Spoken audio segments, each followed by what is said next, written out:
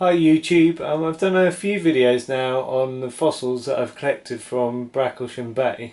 So I'm just going to show you, because I went back there and just wanted to show you what I collected in one day.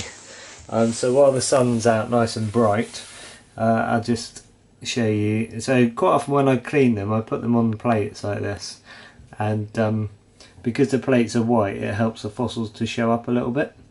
So these things are called Numalites.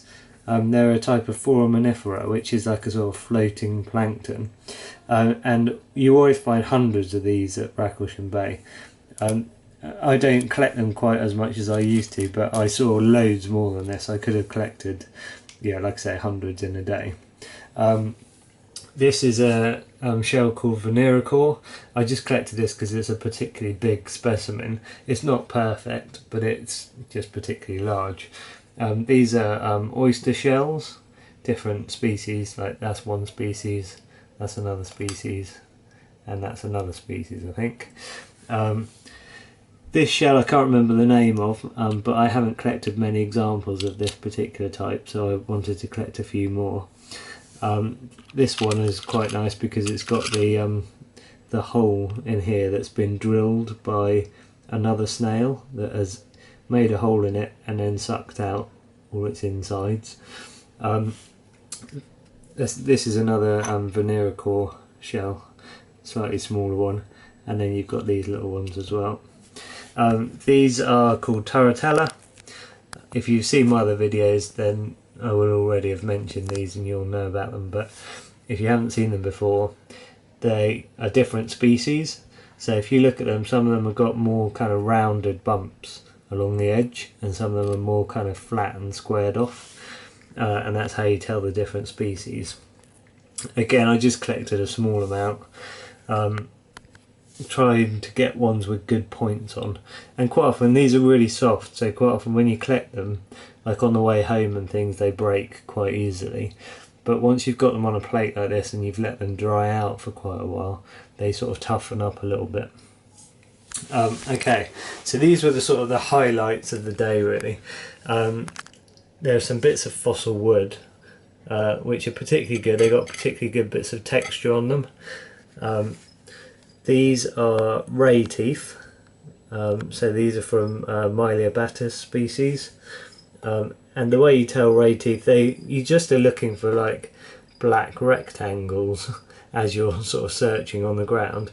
But also they have these ridges, so if you see anything that looks like that, it's probably a ray tooth.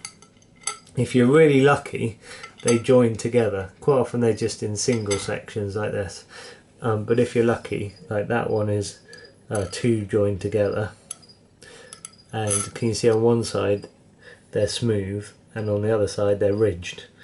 This is a particularly nice one because it's curved. I really like that one.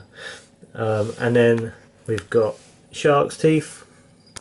So I found some particularly good ones, you know, quite crisp kind of whole examples, and from different species as well. This one, when I found it, was broken like this, and I thought that's a shame because it's got a really nice crisp edge to it, like really good enamel. And I just searched around and I was lucky, I came across that other bit, put them together, and it's a whole tooth. So I'll glue that together, and you probably won't be able to tell really that it's broken if I glue it really well. This tiny little one here is quite a rare tooth to find at Bracklesham, and possibly that's partly to do with the fact that they're so small. Really hard to locate, but yeah, I was lucky to find that one. Okay, then we've got sort of bone fragments and things. So some of these are really nice. This is a bit of turtle shell. From the plastron you can see like the line here, and if you look at the other side, you can make out like dents in it from the sort of shell sections. Then we've got like another bit of bone here, and this bit, I should be able to identify what these bones are because they're quite unique shapes, some of these, but I don't know what they are yet. There's another bone fragment. You can quite often tell these bone fragments because of the texture inside them, with little holes. These I think are little crocodile plates, like scoots. This one I'm not sure about yet, I'll have to do some research, check it out under the microscope. Another bone fragment, and then these are little tiny bones. You can tell by the ends of them, and they're jet shiny black as well, so they're really quite nice. And then right, these are the best finds of the day. So we've got this, is either a little tooth or a little claw, but it's kind of perfect. It's really shiny with nice ridges on it. So yeah, that you would call like a sort of gem specimen. This is brilliant. It's like a little tiny stingray barb, and you can make out all the little teeth on the edges of it. Yeah, I was really pleased with that, because normally when I find them they're quite broken, and you quite often only find, like, you know, a bit that's like a few millimeters long or a centimetre long. So that's actually quite a big one, believe it or not. Okay, this is a complete spike or spine from a fish. It's like a fish fin spine.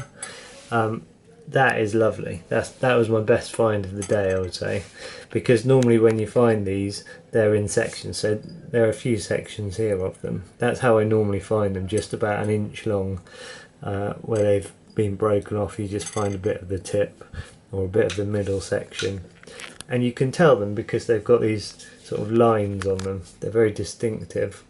But to find a whole one like that has kind of lasted for 50 million years, and then has been washed up onto the shingle of the beach, which is where I found this one, without breaking, is a bit of a miracle, really.